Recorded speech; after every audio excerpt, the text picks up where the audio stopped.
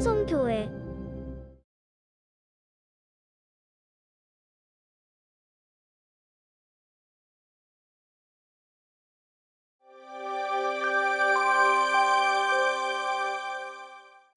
할렐루야, 할렐루야, 평안하십니까? 평안하십니까? 이제 추석 연휴가 끝나고 있는데 이번 추석은 코로나로 인해 그런지 예전만 못하다 하시는 분들이 너무나도 많습니다. 저 역시 이번 추석은 신날 일이 별로 없었던 그런 추석이었던 것 같습니다. 그런데 세상은 코로나로 인해서 모든 것이 멈춘 것 같았지만 제가 운전을 하면서 논과 밭을 보니까 그래도 하나님의 시간은 늘 한결같이 흐르는구나. 또 노랗게 익어가는 벼들을 보니 우리의 생각과는 달리 그래도 하나님은 계속 일하시는구나 하는 생각을 하게 만들었던 그런 추석이었습니다. 그러므로 이번 추석 연휴가 비록 여러분들에게 기쁘고 평안하고 즐거울 일은 없다 할지라도 하나님의 시간은 흐른다라는 사실을 명심하면서 우리 남은 연휴도 힘을 내시기를 주님의 이름으로 부탁드립니다. 이번 코로나 사태로 교회가 힘을 잃었다 이야기하시는 분들이 많은데 틀린 말 아닙니다. 맞는 말입니다. 교회도 힘을 잃었습니다. 그래도 매주 특송을 해주시고 또 힘을 내어주시는 성도님들이 계셔서 우리 교회는 희망이 있는 줄로 믿습니다. 아멘, 아멘. 이번 주는 김천환 장로님 가정이 특송을 해주셨습니다. 이렇듯 매주 끊이지 않고 예배를 위해서 수고하시는 모든 분들에게 감사드립니다. 아무쪼록 예배가 정상화되어서 우리 모든 성도님들의 찬송과 기도 소리가 이 교회 밖으로 흘러넘치는 그런 날이 오기를 우리 함께 기도합시다. 우리 옆에 있는 분들과 또 가족들과 이렇게 인사하겠습니다. 다음 주에는 더욱 좋아질 겁니다. 우리 한 번 더 인사하겠습니다. 이제 회복의 역사가 일어날 것입니다. 네, 맞습니다. 여러분들의 고백대로 이번 주보다는 다음 주가 또 그 다음 주보다는 그 다음 주가 더욱더 희망과 회복이 있을 줄로 믿습니다. 아멘, 아멘. 우리 시간 성경을 높이 들고 우리의 믿음을 고백합시다. 우리 성경을 높이 들고 큰 소리로 고백합니다. 저는 예수 믿어 구원받았습니다.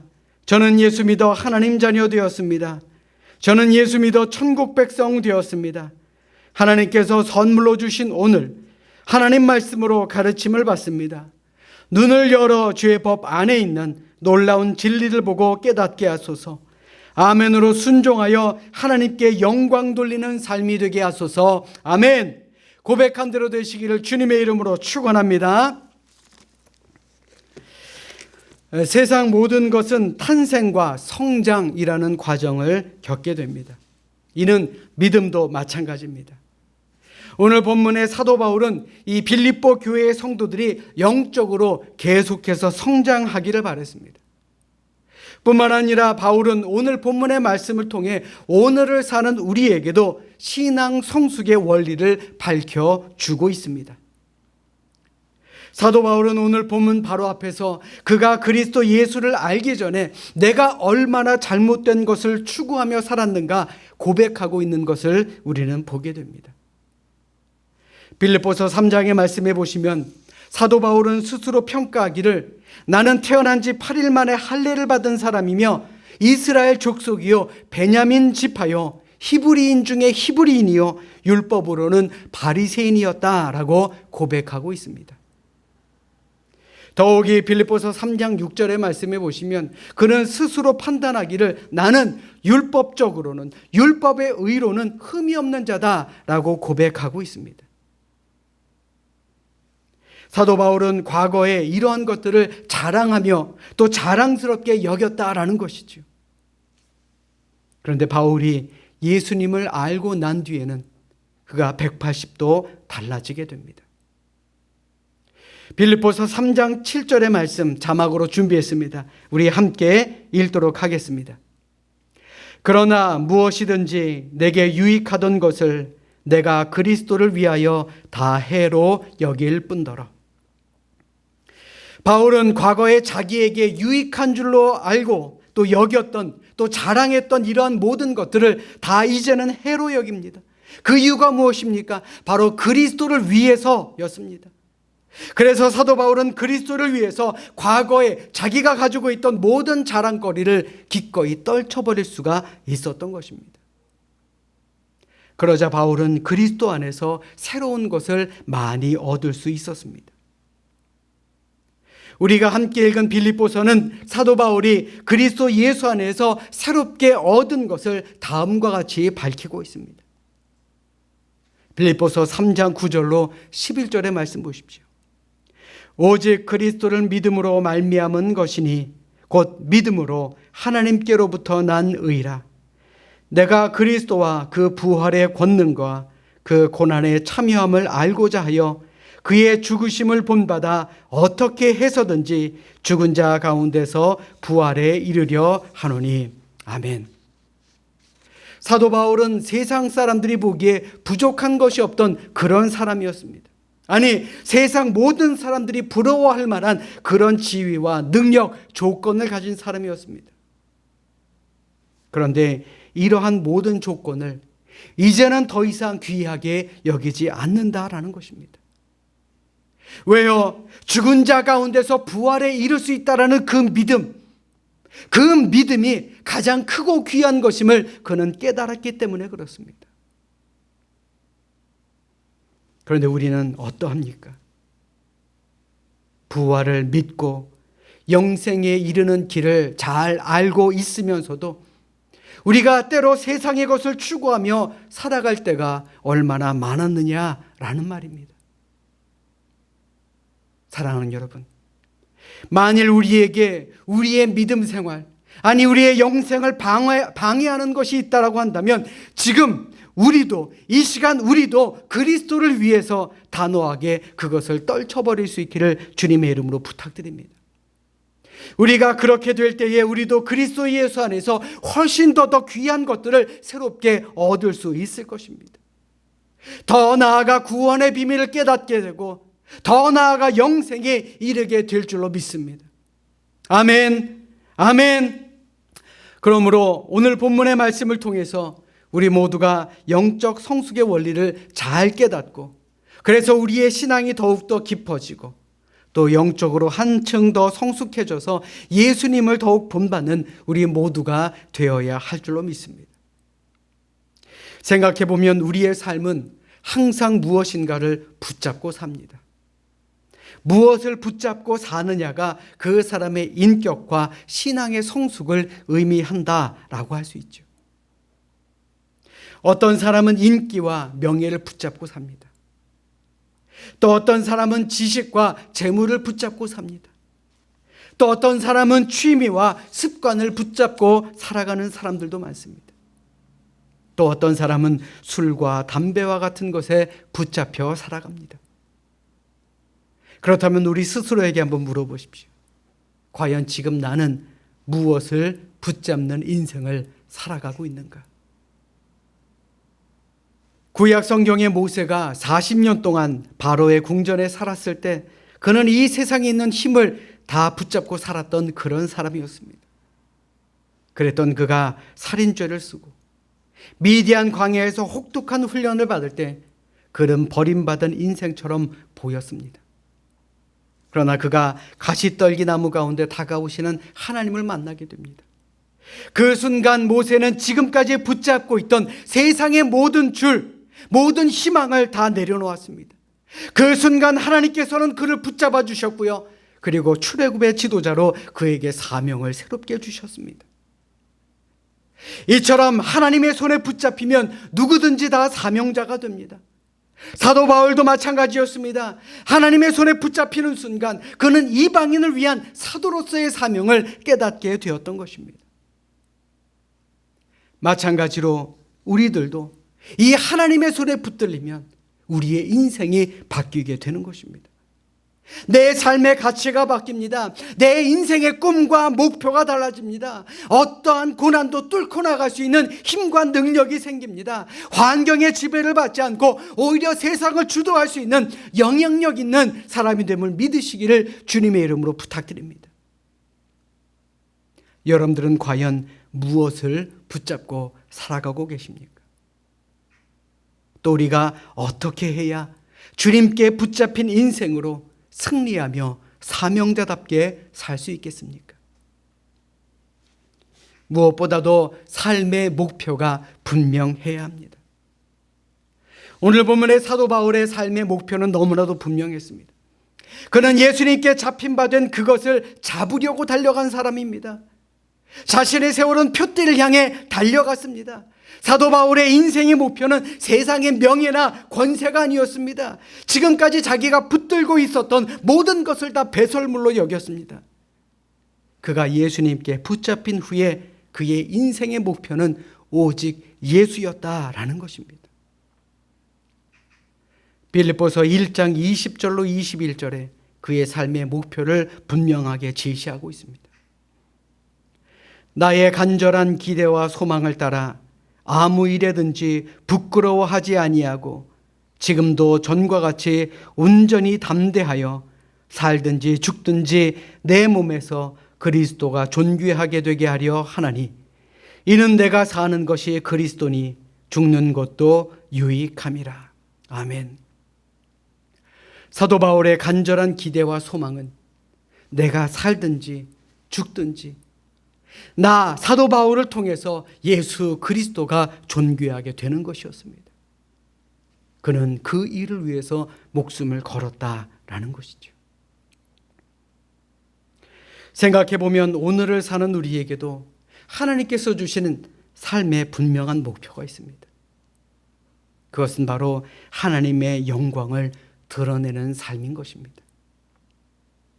먹든지 마시든지 무엇을 하든지 우리는 주님의 영광을 위해 살아야 합니다. 이 목표가 빗나가면 아무리 수고하고 아무리 많은 것을 소유해도 그것은 모래성과 같은 것입니다. 주님의 은혜를 깨닫지 못하고 세상에 힘을 갖게 되면 그 힘을 어디에다 씁니까? 내 자신의 이기심과 욕망을 위해서 그 힘을 사용하지 않습니까? 세상을 섬기라고 주신 그 축복을 자신의 욕망을 채우기 위해 쓰게 됩니다. 결국 자신도 무너지고 그가 속한 공동체 전체에도 나쁜 영향을 미치게 되는 것 아니겠습니까? 사랑하는 여러분, 오늘 우리 각자에게도 하나님께서 주신 믿음의 목표와 사명이 있습니다. 어떠한 경우라도 자신에게 주어진, 나에게 주어진 사명을 망각하면 안 되는 것입니다. 교회의 사명이 어디에 있습니까? 교회의 사명은 바로 생명을 살리는 것입니다. 한 사람이라도 더 천국 백성 만드는 것, 그것이 바로 교회의 사명 아닙니까? 그 목표가 흔들려서는 안 된다라는 말입니다. 플로렌스 체드윅이라는 분이 있습니다. 미국의 수영선수로 영국 해협 21마일 약 34km나 되는 먼 길을 가로질러 프랑스에서 영국을 수영으로 횡단한 최초의 여성입니다. 1952년 그녀는 36세의 나이로 LA 근방 카탈리나 섬에서 캘리포니아 서부 해안까지 약 34km를 수영으로 건너가겠다라고 선언합니다. 그녀는 16시간 동안 수영을 계속했습니다. 그런데 짙은 안개가 몰려오기 시작합니다. 안개를 헤치고 사력을 다해 나아갔지만 그녀는 이윽고 힘이 떨어지는 걸 느낍니다. 마침내 차가운 수온을 견디지 못하고 기권을 하고 말았습니다.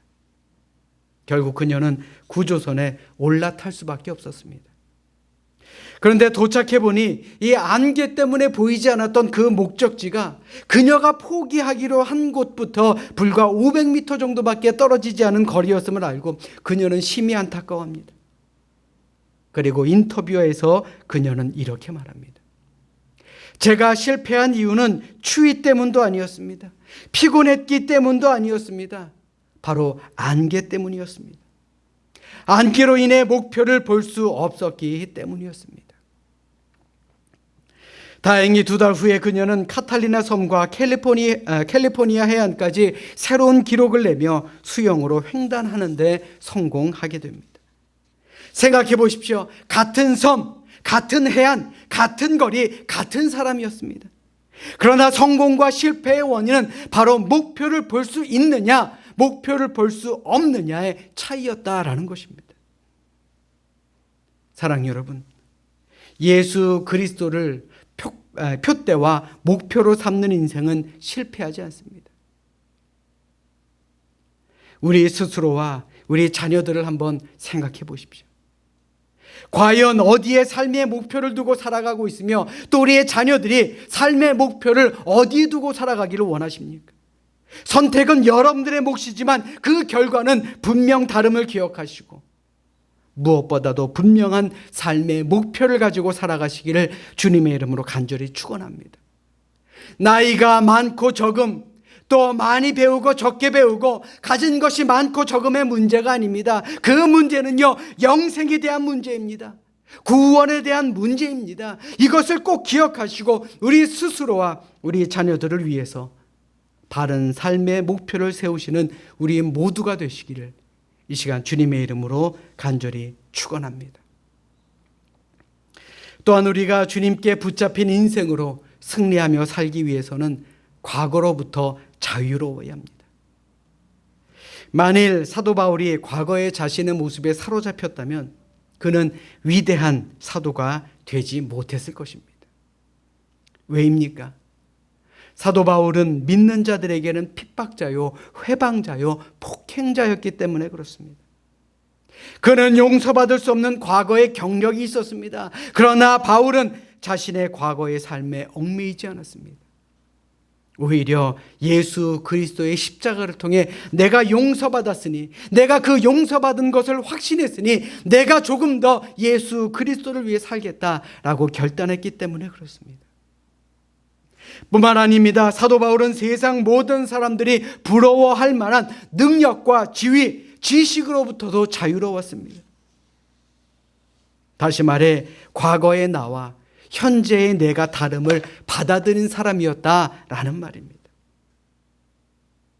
오늘 본문 12절의 말씀을 우리 같이 읽도록 하겠습니다. 우리 함께 읽습니다. 시작. 내가 이미 얻었다 함도 아니요 온전히 이루었다 함도 아니라 오직 내가 그리스도 예수께 잡힌 바 된 그것을 잡으려고 달려가노라. 아멘. 사도 바울은 이미 얻은 것이 많았습니다. 재력, 지식, 지위, 명예, 이 세상 사람들이 부러워할 만한 그러한 과거를 가진 사람이었습니다. 그런데 그는 이 모든 것을 버리게 됩니다. 그가 예수님을 만나 새 사람이 되어 복음을 전파하는 것이 결코 쉬운 일은 아니었을 것입니다. 과거에 가지고 있던 자신의 영화를 버리기가 결코 쉽지 않았습니다. 뿐만 아니라 자신의 부끄러웠던 과거도 버리기 결코 쉽지 않았을 것입니다. 스스로 부끄러웠을 것이고 다른 유대인들의 평가 역시 이겨내기 쉽지 않았을 것입니다. 그러나 그는 더 큰 목표를 두고 살았기에 이러한 실패도 또 이러한 과거의 성공도 다 이겨내고 버릴 수가 있었다라는 것입니다. 누구나 실패할 수 있고 또 누구나 넘어질 수 있습니다. 문제는 어떻게 실패를 딛고 일어서느냐입니다. 성공 역시 마찬가지입니다. 과거의 영화에 빠져서 내가 앞으로 나아갈 목표를 잃어버리고 사는 사람들이 얼마나 많습니까? 그래서 사도 바울은 표대를 향해 살아가는 오늘 우리와 같은 믿음의 사람들에게 뒤의 것은 잊으라 라고 권면하고 있는 것입니다. 뒤에 있는 것이 무엇입니까? 때로는 부끄러운 과거, 실패한 과거가 될 수도 있습니다. 뿐만 아니라 과거의 영광도 잊으라고 사도 바울은 권면합니다. 과거에서 자유로운 사람만이 희망이 있는 내일을 맞이할 수가 있기 때문에 그렇습니다. 여러분들의 삶의 목표는 무엇입니까? 지금 무엇을 향해 달려가고 있습니까? 사랑하는 성도 여러분, 이전의 나의 삶이 비록 하나님 보시기에 아름답지 못하고 당당하지 못할지라도 예수님의 용서하심을 믿고 자유할 수 있기를 바랍니다. 아직까지도 과거의 실수와 허물, 과거의 영화에 매여 있다면 이 시간 예수님의 이름으로 자유로워지시기를 주님의 이름으로 부탁드립니다. 과거에 얽매여 있으면 성장할 수 없습니다. 과거에 얽매여 있으면 하나님의 크신 은혜를 깨닫지 못합니다. 그래서 예수님께서도 누가복음 9장 62절의 말씀을 통해 오늘을 사는 우리에게 이렇게 말씀하지 않았습니까? 예수께서 이르시되 손에 쟁기를 잡고 뒤를 돌아보는 자는 하나님의 나라에 합당하지 아니하니라 하시니라. 사랑하는 여러분, 우리를 앞으로 나아가게 하지 못하는 이런 어두운 과거, 혹 반대로 영화로운 과거, 이 시간 다 깨끗하게 씻어버리고 이제 새롭게 출발할 수 있기를 주님의 이름으로 부탁드립니다. 미국의 세 번째 대통령이자 독립선언서의 기틀을 마련했던 토마스 제퍼슨은 이러한 유명한 말을 남겼습니다. 나는 과거의 역사보다 미래의 꿈을 더 좋아한다. 그러므로 이제부터 우리 자신도 또 우리 교회도 과거의 모든 기억을 떨쳐버리고 이제 열려진 미래를 향해서 힘차게 전진할 수 있는 우리 모두가 될 수 있기를 주님의 이름으로 간절히 축원합니다. 우리 따라서 합니다. 최선을 다합시다. 우리 다시 한번 따라서 합니다. 최선을 다합시다. 사도 바울은 참으로 겸손한 사람이었습니다. 그는 이미 많은 것을 이루었지만 이미 얻었다, 내가 온전히 이루었다, 이렇게 교만하지 않았습니다. 그는 오히려 자신의 앞에 있는 믿음의 표대를 향해 달려간다라고 고백하고 있습니다. 오늘 우리가 읽은 빌립보서는 바울이 순교하기 약 5, 6년 전쯤에 기록되었다고 합니다. 그렇다면 당시 바울의 나이는 이제 60대에 접어들었다라고 볼 수 있는 것이죠. 바울은 지난 30년 동안 예수 그리스도를 증거하기 위해서 또 전하기 위해서 고난을 이겨내고 소아시아를 누비면서 많은 사람들을 구원했습니다. 그 결과 사도 바울이 가는 곳곳마다 교회가 세워지고 믿는 자의 수가 늘어나게 됩니다. 그랬던 그가 이제 나이가 60이 넘었고 그동안의 사역의 열매를 보면 누가 보아도 훌륭한 사도로 인정할 수 있었습니다. 쉽게 말해서 이쯤 되면 노년은 조금 더 여유 있게 즐기면서 사역을 해도 뭐라고 할 사람이 아무도 없었을 것입니다. 그런데 사도 바울은 표대를 향하여 예수 그리스도 안에서 하나님이 위해서 부르신 그 부름의 상을 위해서 나는 지금도 쫓아가고 있다라고 선언하고 있습니다. 오늘 본문 14절의 말씀 보십시오. 오늘 본문 14절의 말씀 우리 같이 읽겠습니다. 시작. 표대를 향하여 그리스도 예수 안에서 하나님이 위해서 부르신 부름의 상을 위하여 달려가노라. 아멘. 이 말은 쉽게 말하면 나는 아직까지 불러주신 그 주님의 목표에 도달하지 못했다. 그래서 오늘도 나는 뒤의 것은 잊어버리고 앞을 향해 하나님을 향해 하나님의 영광을 위해 달려간다라고 고백하고 있는 것입니다. 여기서 말하는 달려간다라는 말은 헬라어로 디오코라는 말인데 이 말의 의미는요, 사냥개가 먹잇감을 보고 전심으로 전력으로 달려가는 것을 말합니다. 오늘을 사는 우리 나이가 많고 적음에 있는 것이 아닙니다.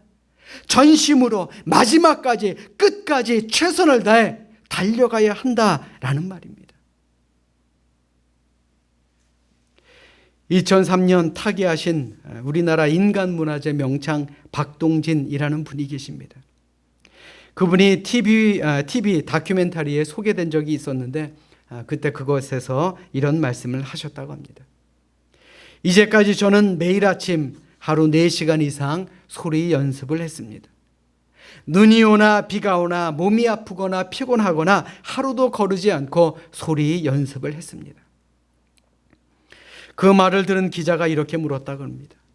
아니, 한국의 최고 명창으로 이제는 좀 그만하셔도 되지 않겠습니까? 왜 그렇게 지금도 고생을 하십니까? 이 말을 들은 고 박동진 선생님은 이렇게 대답하셨습니다. 나에게 있어서 소리를 연습한다는 것은 내가 왜 살아있는가에 대한 본질을 알게 해주는 것이기 때문에 나는 끊임없이 연습하고 있습니다. 그분은 자기가 살아있음을 그 연습하는 순간, 힘들게 고통스럽게 연습하는 그 순간에 바로 느낀다라는 것입니다. 저는 이 기사를 보면서 목사로서 참으로 부끄러움을 느꼈습니다. 자신의 삶의 목적을 위해서 마지막까지도 최선을 다하시는 분이 계신데 과연 나는 부름을 받은 종으로서 최선을 다하고 살아가고 있는가? 사꾼이 아닌 목자로서의 삶을 살아가고 있는가? 참으로 부끄러웠습니다. 사도 바울은 인생의 마지막 때를 이렇게 고백합니다. 나는 선한 싸움을 싸우고 나의 달려갈 길을 마치고 믿음을 지켰으니 이제 후로는 나를 위하여 의의 면류관이 예비되었으므로 주 곧 의로우신 재판장이 그날에 내게 주실 것이며 내게만 아니라 주의 나타나심을 사모하는 모든 자에게도니라. 아멘. 사도 바울은 끝까지 믿음을 지키고 부르심의 소명을 다하려고 최선을 다했습니다. 그리고 그는 자신을 위해 예비해 놓으신 의의 면류관을 바라보았습니다. 한번 생각해 보십시오. 과연 우리의 마지막 날이 다가왔을 때 우리 역시 사도 바울과 같은 그런 고백을 할 수 있겠습니까? 사랑하는 여러분, 잘 들으십시오. 우리가 추구해야 할 궁극적인 삶의 목표가 무엇입니까? 잘 한번 생각해 보십시오. 우리가 표대로 삼고 달려가야 할 것은 과연 무엇이겠습니까? 예수님을 본받는 것이 우리 모두의 표대가 될 수 있기를 주님의 이름으로 부탁드립니다. 지금부터는 우리가 오직 예수님께 붙잡혀야 합니다. 예수님께 붙잡힌 인생, 주님의 부르심, 그 소명을 따라 내가 내 삶에 최선을 다해 달려가는 그 인생이 바로 행복한 인생인 것임을 여러분들 믿으시길 바랍니다. 이 시간 진정으로 바라기는 우리 모두 사도 바울처럼 힘들어도 불편해도 어려워도 하나님이 주신 믿음의 표대를 향해 계속해서 달려감으로 미래에 준비된 승리의 면류관을 쓸 수 있는 우리 모든 믿음의 주인공들이 되시기를 이 시간 주님의 이름으로 간절히 축원합니다. 축원합니다. 기도하겠습니다.